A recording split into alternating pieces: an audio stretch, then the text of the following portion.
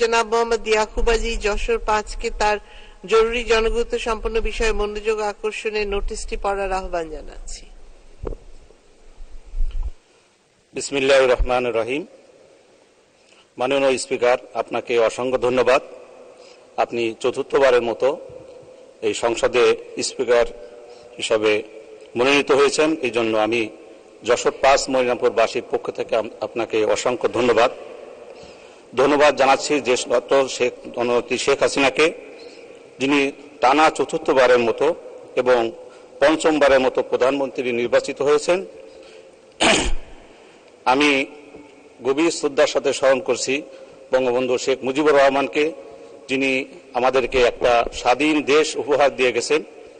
যে দেশে দাঁড়ায় আজ আমরা সংসদে দাঁড়ায় কথা বলছি, আমরা প্রাণ ভরে দোয়া করব সবাই বঙ্গবন্ধুকে আল্লাহ রাব্বুল আলামিন যেন জান্নাতের সর্বোচ্চ স্থান জান্নাতুল ফেরদাউস নসিব করেন।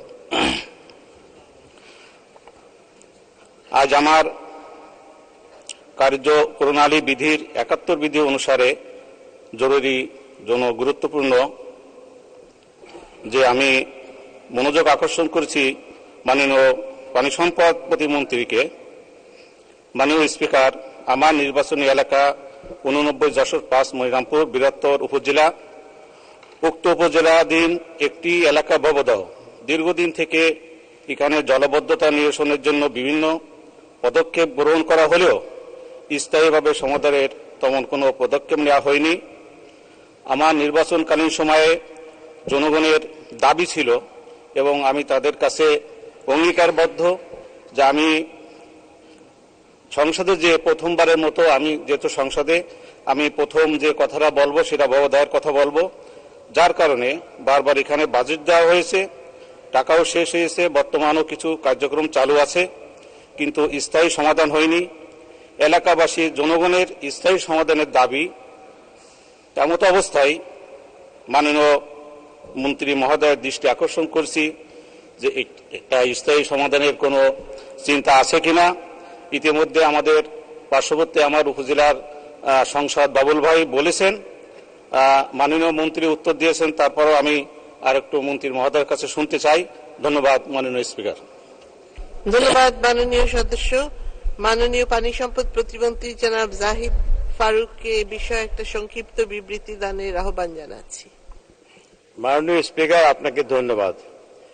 জনাব মোহাম্মদ ইয়াকুব আলী, সংসদ সদস্য যশোর 5, তার প্রশ্নের আলোকে আমি ওনাকে জানাতে চাচ্ছি যে ভবদহ এলাকা মূলত একটি নিচু বিল সমন্বিত ড্রেনেজ নেটওয়ার্ক।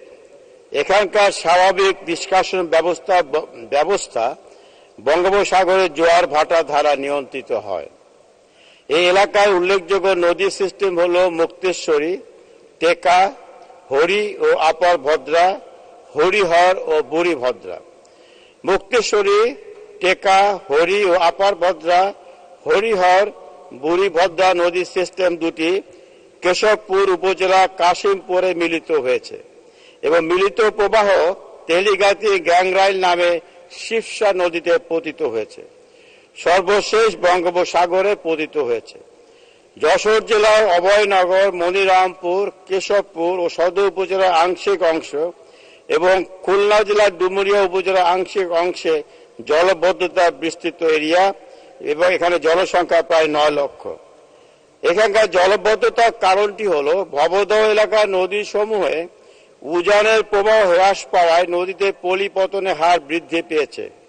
জোয়ারের পানির সাথে যে পরিমাণ পলি প্রবেশ করে তা প্রায় 76% নদী বক্ষে জমা হয়, ফলে নদী দ্রুত ভরাট হয়ে যাচ্ছে। নদী পুনর্খনন করেও নাব্যতা অক্ষুণ্ণ রাখা যাচ্ছে না। ভবদহ এলাকা সমুদ্র রেখা হতে প্রায় 150 কিলোমিটার উজানে অবস্থিত, ফলে ভবদহ এলাকার জোয়ার ভাটা অসামঞ্জস্যতা টাইডাল অ্যাসিমেট্রি থাকায় নদীতে পলি পতন ত্বরান্বিত হচ্ছে। হরি নদীতে জোয়ারের সময় পানি প্রবাহের গড় পরিমাণ 20 কিউমেক এবং ভাটার সময় পানি প্রবাহের গড় পরিমাণ 10 কিউসেক, অর্থাৎ জোয়ার ভাটার মধ্যে পানির প্রবাহের ব্যবধান 10 কিউসেক। জোয়ার ভাটার পানি প্রবাহ এই অসামঞ্জস্যতার কারণেই হরি নদীতে পলিপতনের হার বেশি।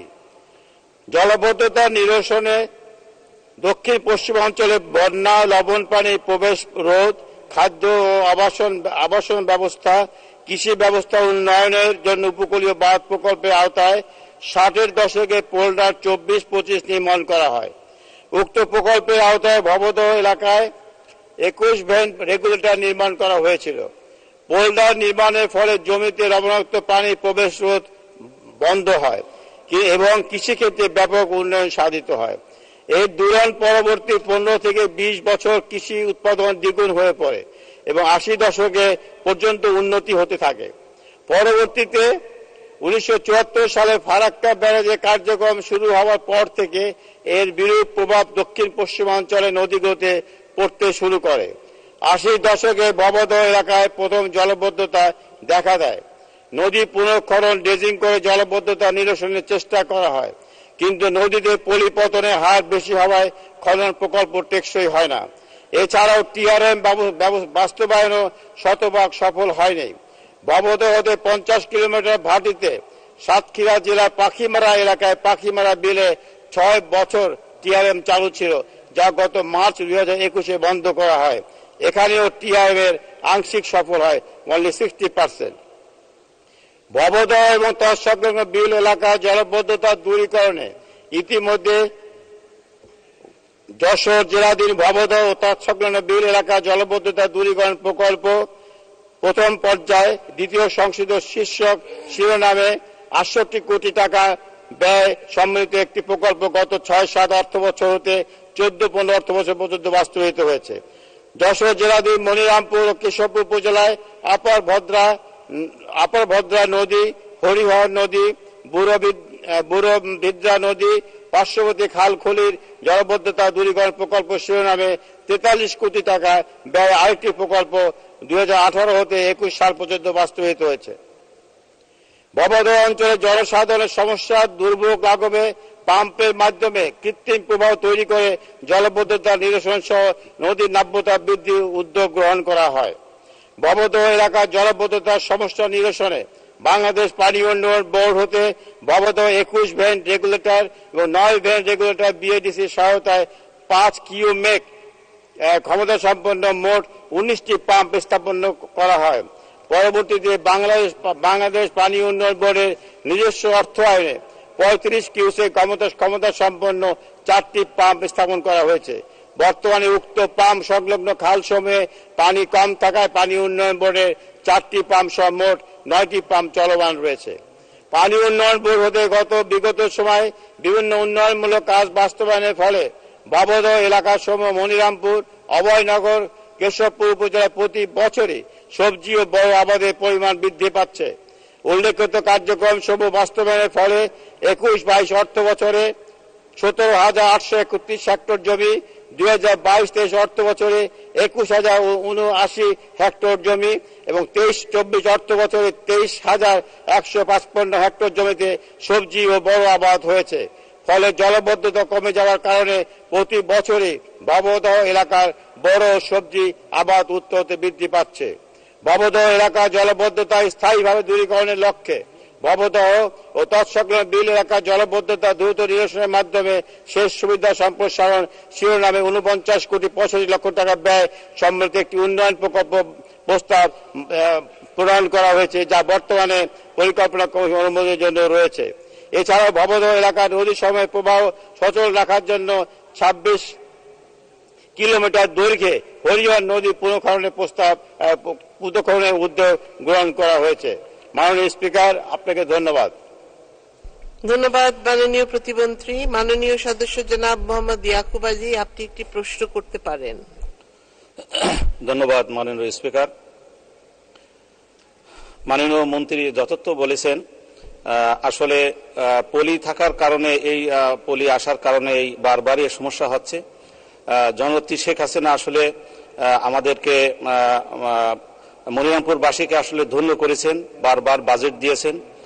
আমরা মাননীয় প্রধানমন্ত্রীর কাছে আমরা ঋণী। এরপরেও আমরা বলতে চাই যে বিভিন্ন বড় কোনো পর্যবেক্ষণ দল থাকলে তাদেরকে পাঠায়ে, আমরা জানি ওই জায়গাটা খুব নিচু জায়গা, কিন্তু তারপরেও আসলে আমরা স্থায়ী সমাধান এলাকাবাসী চাই। শুধু এই পাম্পের মাধ্যমে যদি বারবারই এই পানি শেষ করা হয় তাহলে এটা স্থায়ী সমাধান না বলে আমরা মনে করি। প্রশ্ন করুন। আমার প্রশ্ন হলো যে আসলে স্থায়ী সমাধানের পাম্প না, স্থায়ী সমাধানের আসলে মানে বড় পরিসরের কোনো পরিকল্পনা আসলে আছে কিনা আমরা এলাকাবাসীর পক্ষ থেকে আমি জানতে চাই। ধন্যবাদ মাননীয় সদস্য। মাননীয় প্রতিমন্ত্রী। মাননীয় স্পিকার, ধন্যবাদ। আসলে ভবদহতে দীর্ঘদিন যাবৎ এই জলাবদ্ধতা ছিল। আপনারা জানেন যে আমি সেখানে দুবার গিয়েছি। আমি এখানকার জনসাধারণের সঙ্গে আমি কথা বলেছি এবং কোনোভাবেই সেই জলাবদ্ধতাটা নিরসন করতে পারা যায়নি। সব সময় শুষ্ক মৌসুমে সেই এলাকার ভবদহ এলাকার লোকজন পানিতে নিমজ্জিত থাকতো, কোনো ফসল উৎপাদন হতো না। আমি আপনাকে একটা ফসল স্ট্যাটিস্টিক্স দিয়েছি যে এখন বর্তমানে 2021 সাল থেকে ফসল উৎপাদন কিভাবে বৃদ্ধি পেয়েছে 2024 সাল পর্যন্ত, সেটা আপনাকে আমরা একটু আগে উল্লেখ করেছি। আমরা যে ব্যবস্থা গ্রহণ করেছি সেখানে সেই নদীতে ওখানে যে ওইখানে নদীটার যে গভীরতাটা সে অন্য জায়গার চেয়ে সে উঁচু হওয়াতে পানি ওখানে পানিতে ওখানে আটকিয়ে যায়, পানিটা নেমে যেতে পারে না। সেটা একটা মাত্র অল্টারনেটিভ হলো পাম্পের মাধ্যমে পানিটাকে যদি আমরা ওটা যে উঁচু জায়গাটা বাইরে ফেলতে পারি তাহলে যে পলিটা জমে যায়, এখন কিন্তু সেখানে কোনো পলি মাটি কিন্তু এখন আর জমে না। তো আমাদেরকে এইভাবেই করে চলতে হবে। আমরা এটার ব্যাপারে আমরা সমীক্ষা করাচ্ছি। সমীক্ষা রিপোর্ট পাওয়ার পরে স্থায়ীভাবে পাম্প ছাড়া স্থায়ীভাবে প্রকল্প গ্রহণ করা যায় কিনা সেটা সমীক্ষা রিপোর্ট আসার পরে আমরা দেখব। কিন্তু আপনাদেরকে আমরা আশ্বস্ত করতে চাই, ভবদহর যে দীর্ঘদিনের যে সমস্যা ছিল জলবদ্ধতা, সেটা কিন্তু আমরা নিরসন করেছি। আপনাদের যে সমস্যা ছিল সেখানে আপনারা কৃষি কাজ করতে পারতেন না, সেই সমস্যা আমরা নিরসন করেছি। আপনাদের সেখানে কৃষি উৎপাদন অতীতে ছিলই না, সেটা বৃদ্ধি পেয়েছে।